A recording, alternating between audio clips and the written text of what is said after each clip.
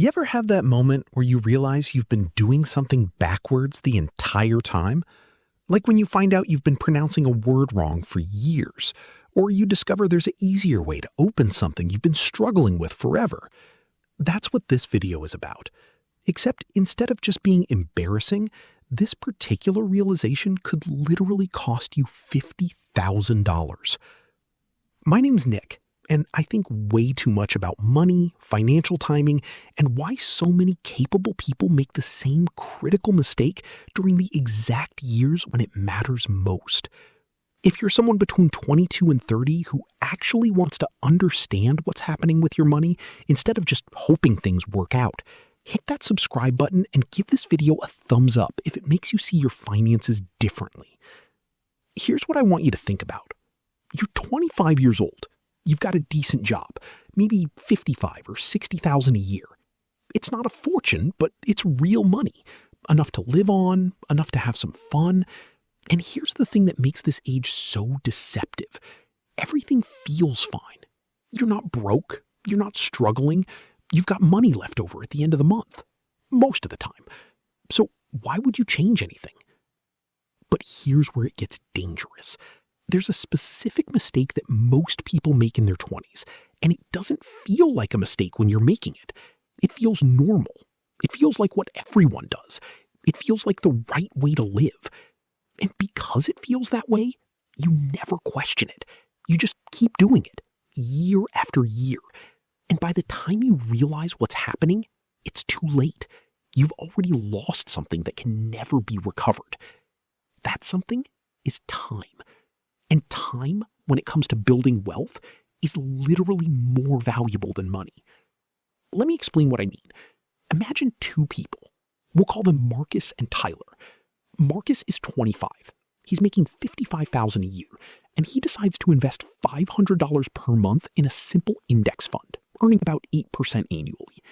He does this consistently for 5 years until he's 30. Then he stops. He doesn't add another dollar.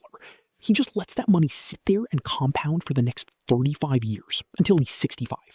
Tyler is different. Tyler is 25 too, making the same salary. But Tyler doesn't invest anything for the first 5 years. He's got student loans, he's got rent, he's got a social life. He figures he'll start investing when he's 30. 30 feels like plenty of time. So Tyler waits. At 30, Tyler gets serious. He starts investing the same $500 per month. He does this consistently for 35 years straight until he's 65. Same monthly investment, same time horizon from the investment's perspective, same market return, same everything, except for one thing. Who do you think ends up with more money? Marcus invested a total of $30,000 over 5 years, then did nothing for 35 years. Tyler invested a total of $210,000 over 35 years. Tyler invested 7 times more money than Marcus. You'd think Tyler would have way more money at 65, right? Wrong. Marcus ends up with approximately $420,000. Tyler ends up with approximately $390,000. Marcus has $30,000 more despite investing 7 times less money. And the difference is that Marcus started 5 years earlier. That's the $50,000 mistake we're talking about. Not the exact number, but the principle. Those 5 years of compounding that Tyler missed don't just cost him $30,000. They cost him the compounding on top of that money. The growth of the growth. The reinvesting of dividends that Marcus had but Tyler didn't. This is what people mean when they say time is money. It's not a metaphor. It's literally true. But here's where most people mess up the lesson. They hear this story and think, okay, I need to start investing right now. And that part is true. But they miss the actual $50,000 mistake. Because the mistake isn't that they didn't invest. The mistake is something more subtle. It's something that happens during those critical years from 25 to 30, when your habits are still forming and your financial personality is still being shaped. The actual mistake is this. Most people spend their 20s optimizing for the wrong thing. Let me explain what I mean by that. When you're 25, your focus is usually on 3 things. 1, can I afford my lifestyle right now? 2, can I have fun and enjoy myself? 3, can I keep up with my friends? Those are reasonable questions, but they're not the questions that build wealth. Wealthy people, when they look back at their 20s, they realize they were asking different questions. Not, can I afford this, but should I afford this? Not, how do I enjoy myself today, but who do I want to be in 10 years? Not, how do I keep up with my friends, but what are my friends actually building? See the difference? It's subtle, but it's everything. Here's what happens during your 20s if you're not careful. You make a decision about what kind of lifestyle you can support. Let's say you're making $55,000 a year, and you decide you can afford a new car, a $30,000 car. You take out a 5-year loan. The monthly payment is $570. That's 12% of your gross income. That's a lot, but you can swing it. Now, here's the thing about that decision. That $570 payment doesn't just exist for 5 years. It changes your entire financial trajectory. Because that $570 payment means you can't invest $500 per month. You can't build that emergency fund quickly. You can't take advantage of your employer's matching contribution the way you should. You're financially committed to a car payment instead of being financially flexible. And then what happens? You get a promotion. You're now making $65,000 instead of $55,000. That feels like a big win, and it is. But here's what most people do. They see that extra $10,000 a year, and they feel like they can afford more lifestyle. So they upgrade their apartment, or they start going out more, or they buy some new clothes and gadgets. They keep their housing costs at 35% of their income, like they were taught. But here's the thing. That promotion wasn't an invitation to spend more. That promotion was a gift. That promotion was time compounding for you. That promotion was the market rewarding your skills. And if you turn that gift into a nicer apartment or a better lifestyle, you've just turned your promotion into nothing. You're running on a treadmill that keeps getting faster, but you never actually get anywhere. By the time you're 30, if you've made these kinds of decisions throughout your 20s, you've essentially locked yourself into a lifestyle that requires you to keep earning at a high level. You can't take risks, you can't try new things, you can't negotiate aggressively because you need that paycheck to cover your lifestyle. Compare that to someone who made different decisions. Someone who looked at that promotion and thought, okay, I'm going to invest most of this extra money. I'm going to keep my lifestyle roughly the same as it was. I'm going to keep my fixed costs low. Now I have options.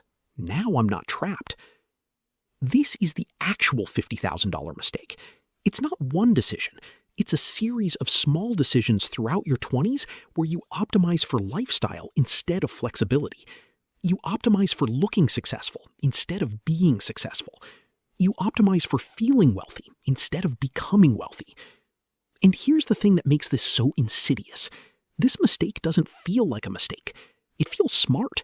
It feels like you're using your money wisely. You're not being crazy. You're not reckless. You're just living a normal life that matches your income level.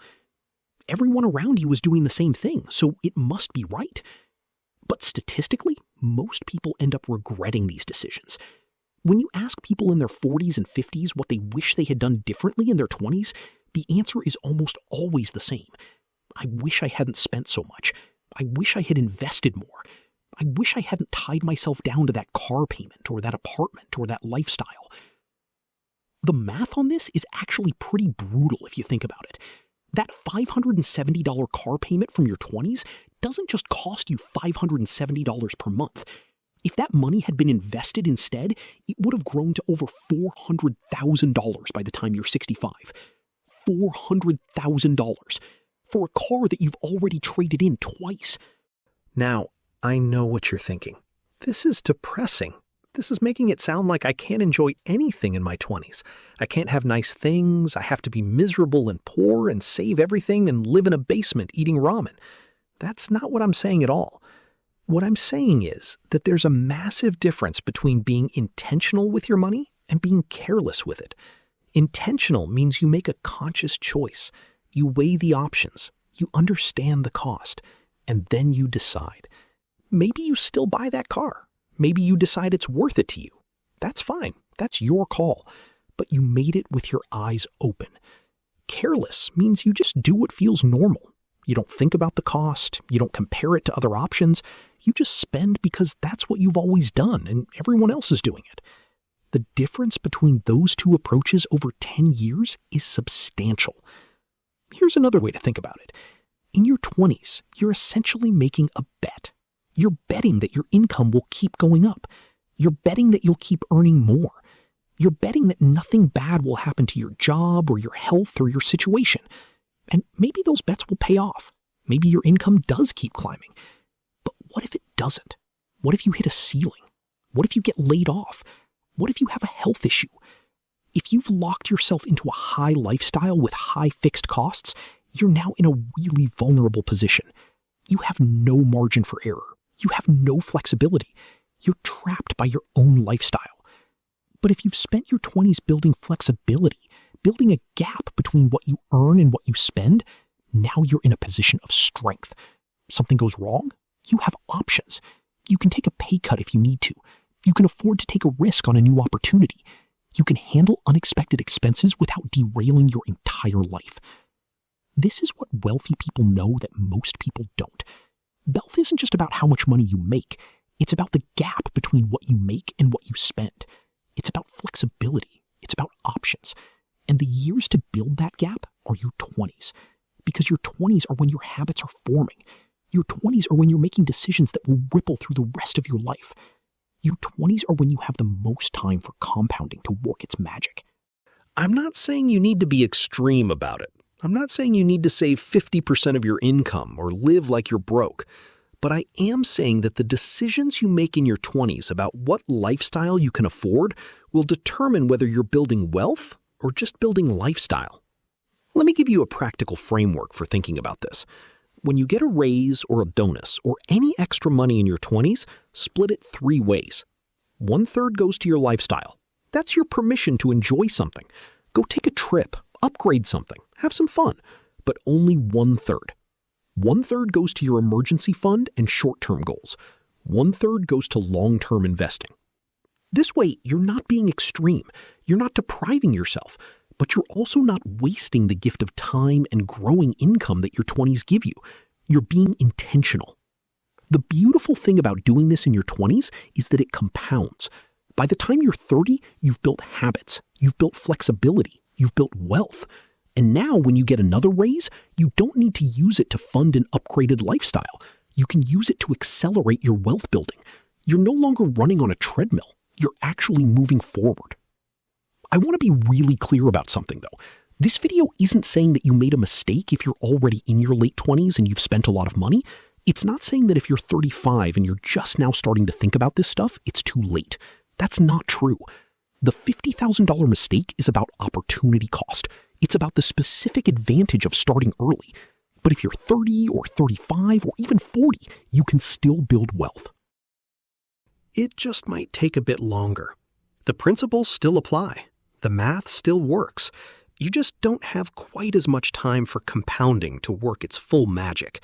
But compound interest works at any age. It's never too late. What matters is that you start now. Today. Not next month. Not when you get your next raise. Today. Because whatever age you are right now, there's an older version of you who's going to really appreciate the decision you make today. The choices you make about your money in the next 5 years will determine whether you look back at your 30s and think, man, I'm really glad I did that. Or whether you look back and think, I really wish I had made different decisions back then. The $50,000 mistake isn't inevitable. It's a choice, and you still have the power to choose differently. Start building that foundation today, because your future self is counting on the decision you make right now. Trust me, they'll thank you for it.